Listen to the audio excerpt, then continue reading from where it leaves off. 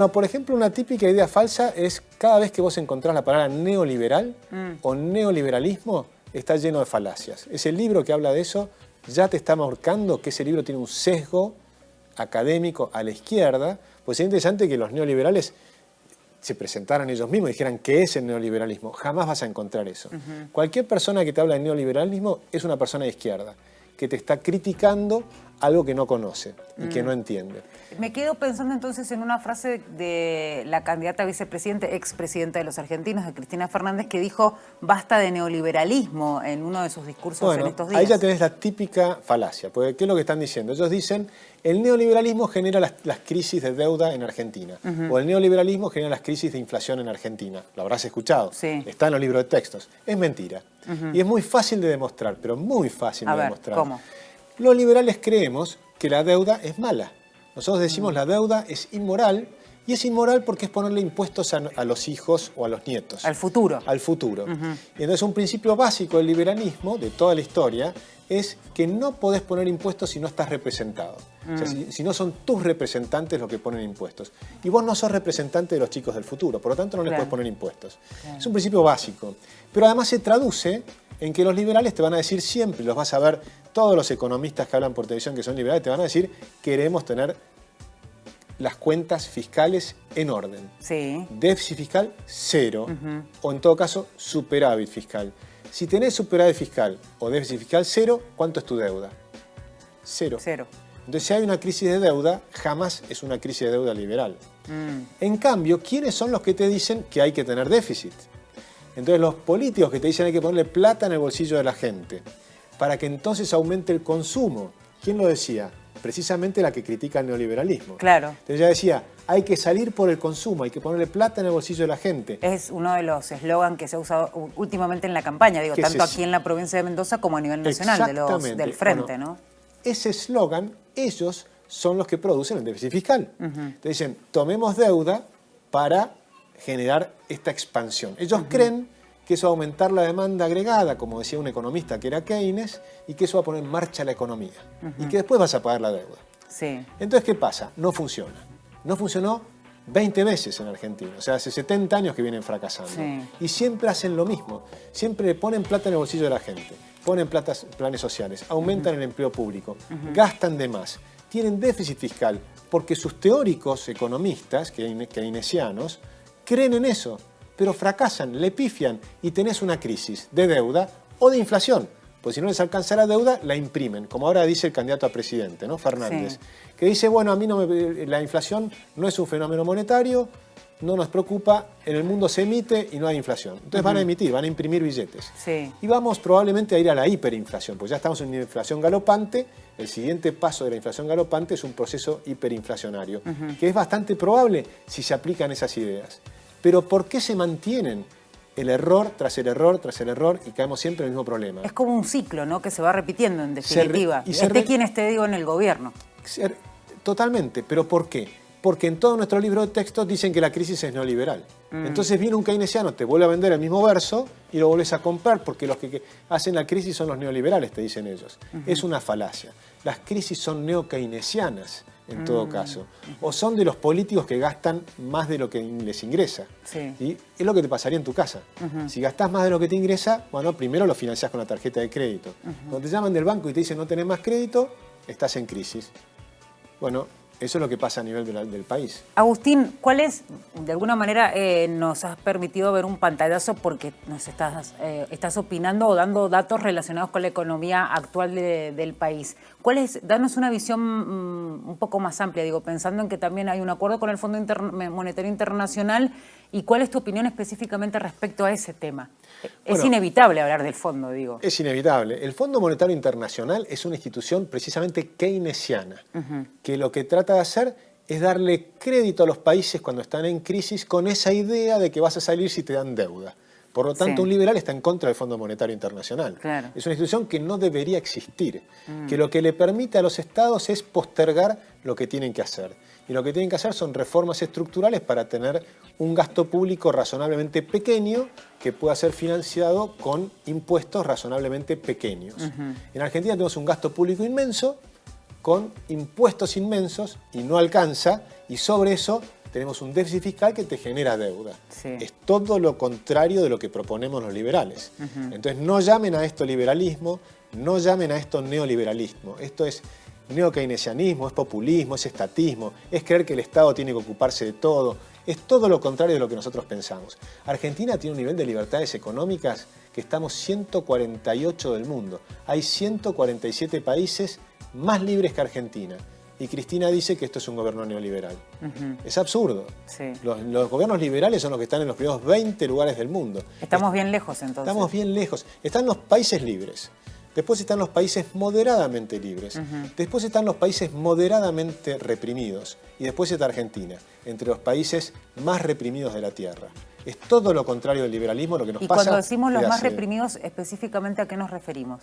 En las libertades económicas, que son un conjunto de libertades. Por ejemplo, el tamaño del Estado. Cuanto más grande es el Estado, menos espacio tiene el sector privado. Ah, claro. Lógicamente. Cuanto más grandes son los impuestos, menos te queda plata tuya en el bolsillo, porque te la sacan. Entonces vos tenés 163 impuestos, que en Argentina a una persona de salario mínimo le sacan el 50% de lo que produce. Con salario mínimo te sacan el 50%. Y si tenés salarios un poco más altos, te pueden sacar 2/3. Y si trabajás en el campo, y tenés un campo, te sacan el 85% de la renta. Es decir, el Estado es inmenso, la presión impositiva es inmensa, y la gente se tiene que defender. Y entonces tenés mucha gente que se va a la economía informal, a la economía negra, donde ahí pagas menos impuestos, pero también tenés menos productividad, menos acceso al crédito, menos posibilidades de hacer desarrollos internacionales. Y es difícil terminar con esa economía en negro, más allá de que es chica en comparación, pero digo, es la alternativa que tienen algunos. Es difícil terminar con eso cuando tenemos un Estado que abarca mucho, como sostiene, ¿no? Bueno, en realidad lo que hay que hacer es hacer lo contrario, es achicar el Estado, bajar el nivel de los impuestos, bajar el nivel de regulaciones para que la gente sea más libre. Y entonces cuando sea más fácil hacer emprendimientos en blanco, directamente esa gente se va a ir pasando al sector blanco de la economía, porque tenés muchas ventajas. Tenés la ventaja del crédito, la ventaja del acceso a los mercados internacionales, la posibilidad de tener inversores de otras partes del mundo. Nadie va a invertir en un pequeño emprendimiento en negro. No, obvio. Para invertir tenés que invertir en algo que sea transparente, no puedes invertir en algo que te oculta las ganancias. Vas a invertir en algo que te muestra las ganancias. Pero para mostrarte las ganancias primero tienes que tenerlas. Agustín, vamos a ir a una pausa, me encanta, está sumamente interesante la Claro. charla. Hay un montón de temas para hablar en este rato que nos queda aquí en Chat Político. Así que enseguida volvemos, ¿le parece? Excelente. Agustín Echevarne, economista y director de Libertad y Progreso con nosotros. Enseguida vamos a hablar de esta charla que ha dado en la provincia, de su libro, pero hay mucho más para compartir con ustedes. Ya regresamos. Estamos con Agustín Echevarne, economista y director de Libertad y Progreso. Nos vamos a ocupar ahora a hablar del acuerdo Mercosur-Unión Europea. ¿Y por qué vamos a hablar del tema? Porque apenas se lograba este acuerdo, salieron a hablar y sobre todo a protestar productores, por ejemplo, de la Unión Europea, que decían, bueno, si nos exigen ciertas cosas a nosotros, querían que los productores que van a ser parte del Mercosur y que pueden llegar a ser protagonistas en este tratado, también cumplan con esas reglas. Evidentemente hay que cambiar un montón de cosas para que se pueda cumplir y que concretamente entre en vigencia, ¿no? Totalmente. Lo interesante de los tratados de libre comercio, que no es una apertura indiscriminada como algunos dicen, es todo lo contrario. Te dan tiempo para que vayas adaptando. Pero también es cierto que a los europeos no quieren competir con Argentina en el sector agropecuario. Claro. El sector agropecuario argentino es súper eficiente. Y si le sacamos los impuestos, es tremendamente eficiente. O sea que Argentina va a poder competir en ese mercado y ponerse al tanto de todo lo que te pidan. Simplemente déjennos competir. Ahora, eso sí, nosotros no podemos ponerle impuestos que los que le estamos poniendo al campo. Es absurdo.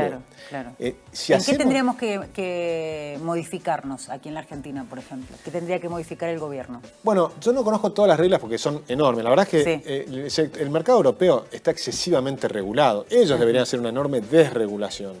Pero parte de todas esas regulaciones es pues justamente no quieren competir en el sector agropecuario. Y son puntualmente muy poquitos. Son los franceses, el sector agropecuario francés, es a veces algunos grupos de España, es decir, algunas pequeñas personas que están buscando su protección porque tienen miedo para proteger las ineficiencias que tienen. Entonces, eso es natural, eso pasa siempre en todos los mercados. Pero, sin embargo, los tratados de libre comercio fueron avanzando. Desde la posguerra, después de 1945, el mundo entero se fue abierto. Peleando, discutiendo, debatiendo cómo hacemos, pero finalmente entrando en tratados de libre comercio. Lo que es fascinante es que Argentina no hacía tratado de libre comercio hace muchísimo tiempo. Este gobierno, si te decís algo bueno que hizo, es esto. Sí. Es empezar a volver a buscar la apertura. Argentina tuvo 100 años que crecimos más que nadie en el mundo. Sí. Gracias a que éramos un país abierto, competitivo y que no teníamos subsidios ni protecciones en la industria. Y a eso llaman el modelo agroexportador. Sí. Pero ¿sabés qué? La industria crecía más rápido que el campo. La industria argentina creció más rápido que el campo hasta 1914.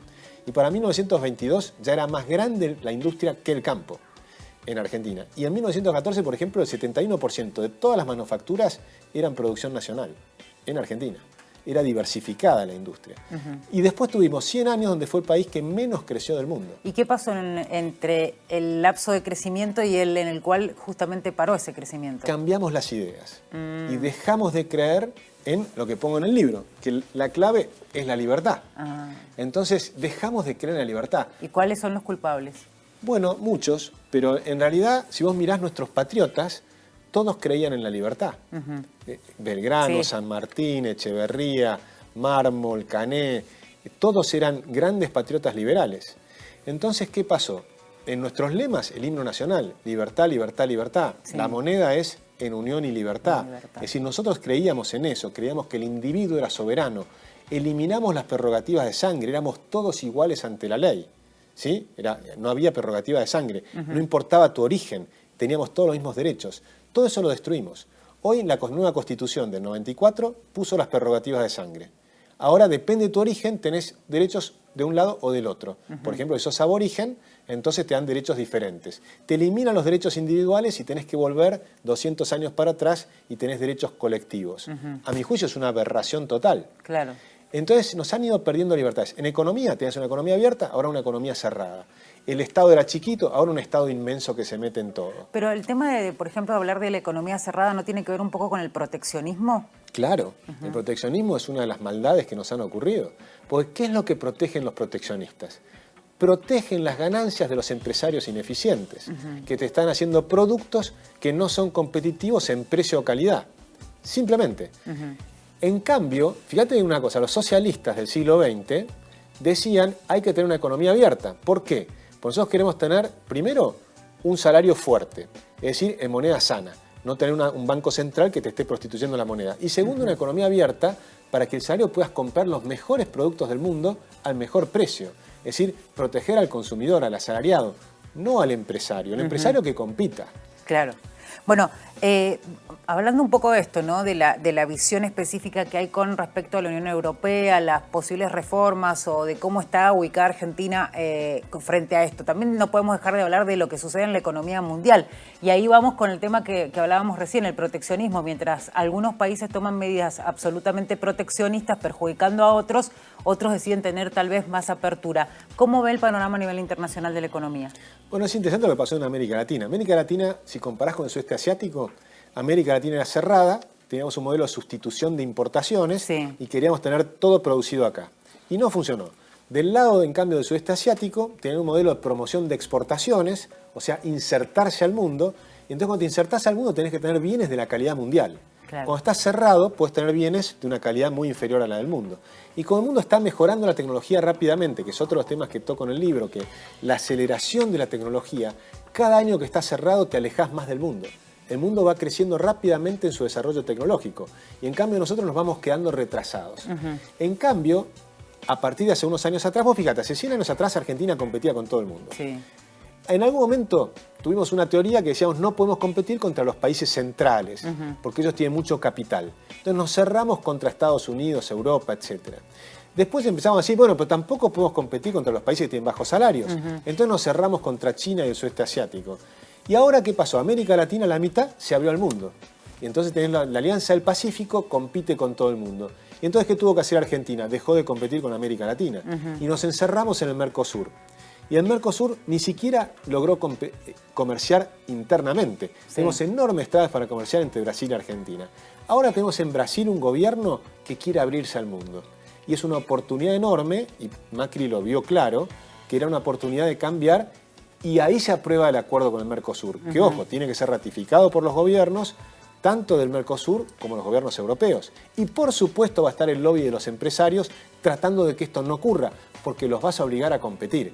Y competir implica tener que invertir, tomar riesgos, modernizarte, hacer productos buenos, eficientes, baratos.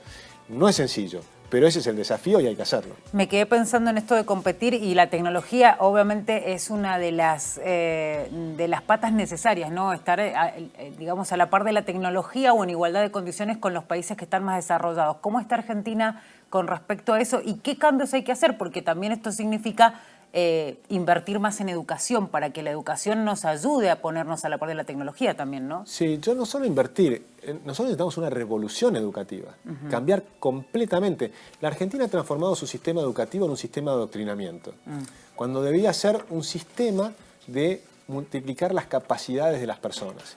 Y además las diferentes capacidades, y con una enorme diversidad de oferta educativa.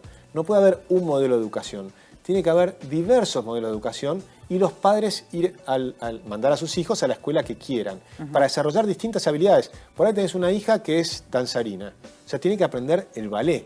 Claro. A través del ballet va a desarrollar todo su cerebro y después va a poder aprender todo, matemáticas, lo que sea. Eso está demostrado. Hoy se sabe mucho en neurociencias. Otros van a tener habilidades de deportes, otros intelectuales, más de matemáticas, otros verbales. Hay muchas inteligencias diversas, no hay un modelo educativo.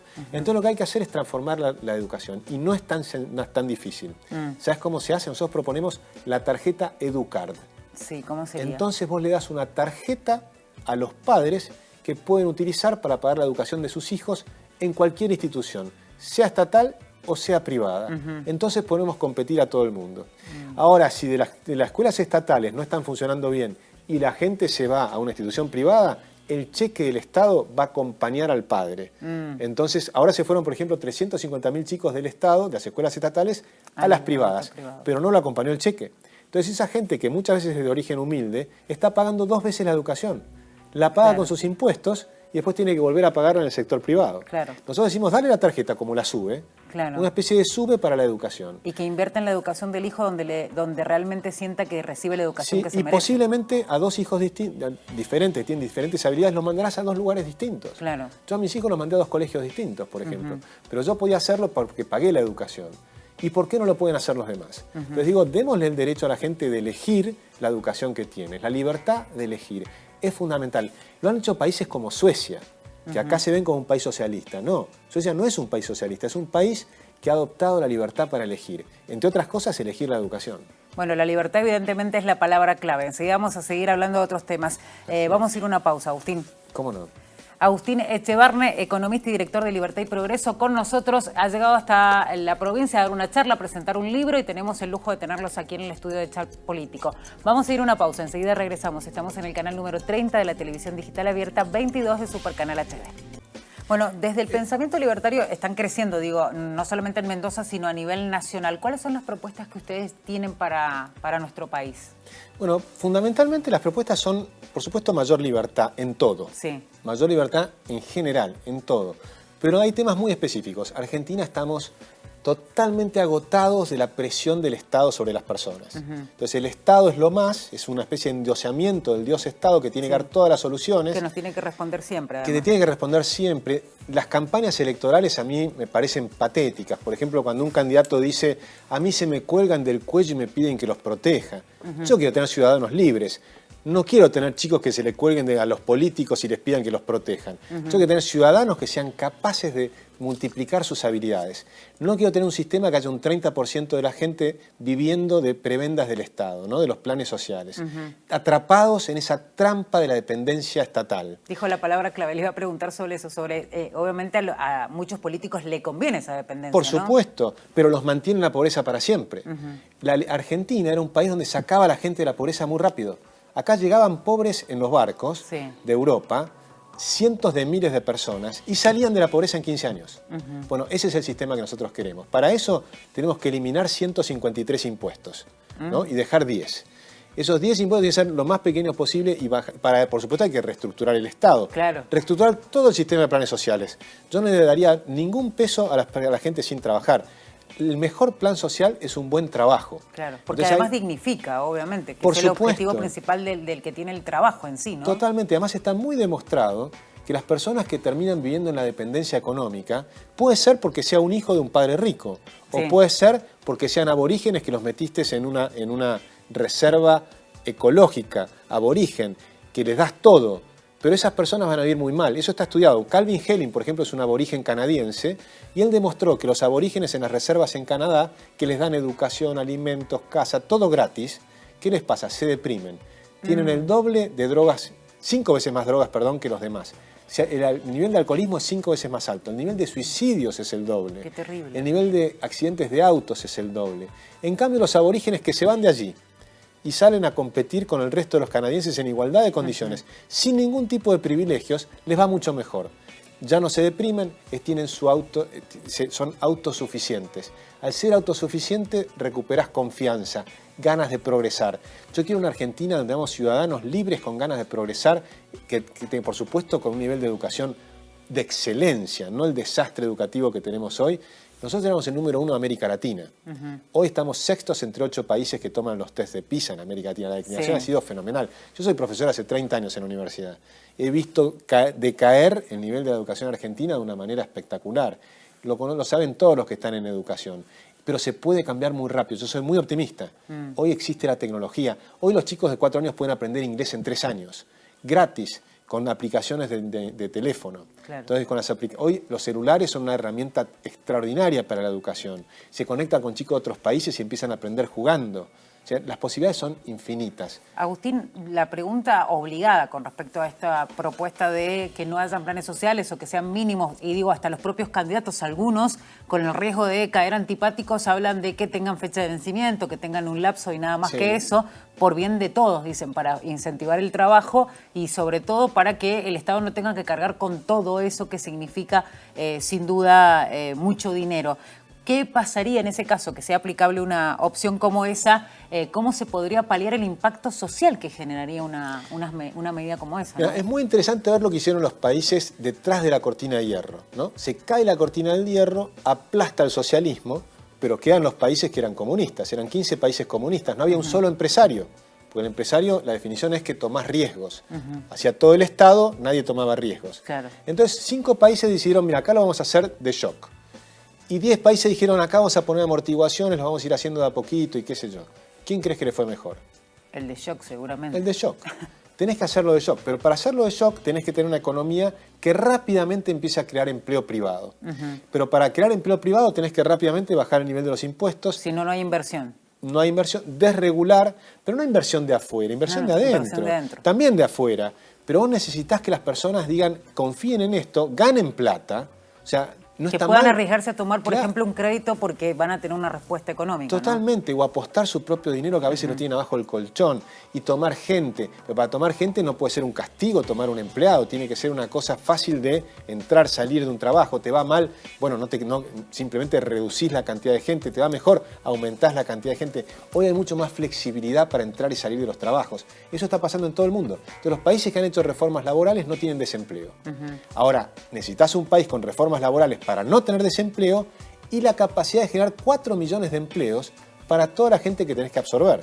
Los que vienen de los planes sociales, el millón de chicos que en 4 años va a ingresar al mercado laboral. Porque cuando se juntan ahora están hablando todo el mundo de hacer los pactos sociales, empresarios, sindicatos. Nunca se sientan en la mesa el millón de chicos que van a ingresar al mercado laboral. Y no van a trabajar en las empresas de los viejos. Van a crear sus propias empresas. Y ellos no están en la mesa de negociación. Yo no quiero esos pactos sociales. Yo quiero reglas de juego parejas para todos, con muy bajos impuestos, muy bajas regulaciones, con la posibilidad de expandirte al mundo rápidamente y con un cambio en la educación fenomenal. Pero en el medio están, por ejemplo, también los sindicatos, ¿no? Cuando uno habla de reforma laboral, inevitablemente ellos van a intervenir y de alguna manera se van a resistir a la reforma. De hecho, ya lo vienen manifestando. Sí, hay algunos sindicalistas que ya saben que eso va a ocurrir y ya están trabajando en cómo hacerlo por supuesto por ahora son minoría. Y tal vez sean un escollo, sin duda, pero vos no podés frenar a la Argentina por los sindicalistas. O sea, claramente si ellos quieren mantener la forma de trabajar de los contratos de 1975 con tecnología del siglo XX, les cuento que ya estamos bien avanzados del siglo XXI y tengo que estar pensando en la segunda mitad del siglo XXI, porque los chicos van a estar trabajando con una tecnología completamente diferente a la actual y con una movilidad de trabajos muchísimo más grande. Los chicos hoy no se quedan más de un año en un trabajo, 2 años. Sí. Se mueven rápidamente, o sea, los esquemas son completamente distintos. Y no es la industria. Los políticos viejos dicen, acá hay que defender el trabajo industrial. Eso es viejo. Ahí no está el trabajo. Por ejemplo, una película de cine, ¿sabes Sí. cuánta gente trabaja en una película de cine como la otra vez fui a ver Rapsodia Bohemia? Sí. 15.000 personas. Ahora, por ahí trabajan 6 semanas, 7 semanas, y después se van a otra película. Claro. Entonces vos tenés una movilidad de trabajo fenomenal, pero tenés Netflix que hace Que está generando contenido constantemente. constantemente. Después tenés los youtubers.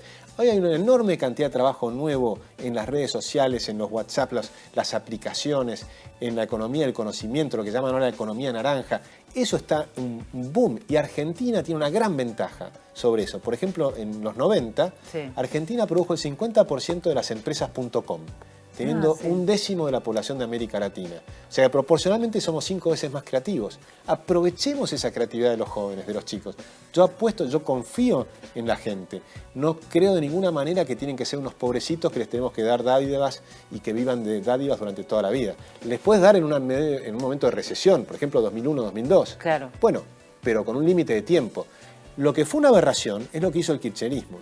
Porque en una época de expansión económica, con los precios de los commodities altísimos, multiplicó los planes sociales, cuando tendría que haber multiplicado el trabajo privado y los pocos planes sociales, no eran pocos, eran 1,5 millones de planes sociales, tendría que haber desaparecido. ¿Y cuál era el objetivo? ¿La dependencia? Obviamente, pero obviamente. Si no, ¿por qué pasaste de 1,5 millones de planes sociales a 8 millones de planes sociales? Pero ojo, cuando llegó Cambiemos, lo cierto es que tampoco cambió el sistema. No tenía manera de... Eligió- no encontraron la manera, ¿no? Eligió el gradualismo y el gradualismo no funciona. Acá hay que tener coraje, hay que apostar a hacer reformas profundas. Argentina no funciona. Desde el año 50, de 1950, Argentina es el país que estuvo más tiempo en recesión junto con el Congo. No funciona. Tenemos que cambiar las ideas, abrir la mente, pensar distinto, entender que el consenso de la política argentina, de los industriales y los sindicalistas, está equivocado. Pero tienen que comprenderlo ellos mismos. Y si no lo comprenden ellos, lo van a comprender los jóvenes. Y probablemente en los próximos 10 años van a reemplazar a toda esta clase política y vamos a cambiar a Argentina. Yo sé que el tema, la prioridad en el caso de Agustín Echevarne es la economía, pero queríamos también tocar un tema, porque es parte de la actualidad. Mi prioridad es la educación. Bueno, la Soy educación, economista, sos economista. pero yo tengo clarísimo que la educación es clave. Abrir las mentes es la clave. Es pensar distinto, es descubrir las falacias. Es, por ejemplo, una gran diferencia entre los socialistas y los liberales, ¿sabes cuál es? Los liberales te van a decir, lee todo. Lee a los socialistas y a los que no son socialistas y mirá las cosas de todos los ángulos posibles. Claro. Los socialistas se quieren encerrar en su propio pensamiento. Claro, no te aconsejarían leer todo. De ninguna toda la manera, biblioteca. nunca te van a aconsejar Bueno, eso. y queríamos ya sobre el final, vamos a repasar un poco lo de tu libro rápidamente porque no nos queda tiempo, pero sí queríamos saber cuál es la opinión que tenés sobre un tema que hoy por hoy a los argentinos nos interesa, y es el tema de la posibilidad de la legalización del aborto, teniendo en cuenta que el año pasado hubo un proyecto que quedó a mitad de camino y que se va a seguir hablando del tema porque dicen desde varios sectores, sobre todo los que luchan por esa posición, por que se apruebe una ley, que es un tema en el cual el Estado se tiene que hacer cargo, y sobre todo porque es un tema de la salud pública, ¿no? Sí, mira, en el liberalismo hay diferentes concepciones, porque básicamente la duda ahí es cuándo hay un ser humano distinto, distinto de la madre. Más allá de que esté adentro de la madre, es distinto de la madre. Entonces algunos van a decir desde el momento de la concepción, otros te van a decir a partir de la semana, Sí. y ahí empieza una discusión Que muy algunos larga. dicen de la 10, de la 14... Si hay un ser humano desde el momento de la concepción, obviamente no lo puedes matar. Si en cambio tenés un periodo de tiempo donde no es un ser humano, entonces lo podrías matar. Esa es la discusión. Ese debate yo no pretendo ganarlo. Lo que digo simplemente es que tenemos que aprender a legislar donde estamos en desacuerdo y buscar en qué podemos estar de acuerdo. Por ejemplo, en que lo que está mal son los embarazos no queridos. Claro. Y ahí el 100% de los argentinos podríamos estar de acuerdo que hay que hacer una campaña para reducir, si es posible, a 0 los embarazos no queridos. Tecnológicamente hoy podés llegar casi a 0. Y desde el punto de vista de los que son católicos, que dicen a través de la abstención, también. Pero lo podés hacer, si no es con la abstención, con métodos que hoy se conocen, que es fácil más o menos cuidarse. Tal Entonces, cual. aprender a cuidarse es básico. Entonces yo digo, en lugar de pelear permanentemente y buscar los conflictos, saber que pensamos distinto, Sí, bueno, pensando distinto, ¿cómo podemos legislar poniéndonos todos de acuerdo? Porque tampoco puede ser que el 50% más uno tenga la razón y el 50% menos uno no. Claro. Entonces el 50% más uno se va a imponer sobre el otro. A mí eso no me gusta. Yo lo que quiero es que tenemos que seguir conversando y empezar a ponernos de acuerdo en algo que sabemos que no vamos a estar de acuerdo en lo fundamental. Claro. ¿Cuándo empieza la vida humana? ¿Empieza en el momento de la concepción, que es lo que yo creo, o no? Pero yo no pretendo convencer a los demás. Lo que pretendo es que respeten las distintas opiniones. Y a partir de ahí tenemos que aprender a legislar en conjunto y no salir a una guerra en las calles. Sí, y además, en este caso, teniendo en cuenta algo que es fundamental y que vos mencionado en más de una oportunidad, el tema de la educación. Nos corre el tiempo. Es clave. Es clave la educación. Y vamos a hablar de la clave es la libertad del libro, básicamente, ¿por qué la gente tiene que leerlo? Bueno, yo este libro, primero porque son años y años y años de estudios, resumidos en apenas unas pocas páginas. Y lo que te va a mostrar es, yo carreteo muy lento, te muestro 1 millón de años donde la pobreza era lo normal. O sea, no hay causas de la pobreza siempre existió. Y en un punto empieza a crecer rápidamente la producción de bienes y servicios. En Inglaterra, en el norte de Europa. ¿Por qué? ¿Cuál es la clave? ¿Por qué de ahí se extendió a otros países, a Estados Unidos, Argentina, del siglo XIX y principios del siglo XX? ¿Por qué después al sudeste asiático? Voy repasando todos los países que salen de esa chatura de la pobreza y logran una expansión fenomenal y salen de la pobreza. Y la clave es la libertad. Bueno, así se llama el libro, lo vamos a mostrar para que ustedes obviamente puedan comprarlo a través de Mercado Libre. La clave es la libertad de Agustín Echevarne. No nos queda más tiempo. Muchísimas gracias por estar con nosotros. Muchas Éxito gracias con a el ti. libro. Un placer, muchas gracias por estar. Me encantó estar acá contigo y por supuesto porque me des esta posibilidad de anunciar el libro. Bueno, seguramente vamos a tener otra oportunidad de hablar nuevamente. Muchas gracias por venir a esta invitación y será hasta la próxima. Excelente, Claudia, muchas gracias.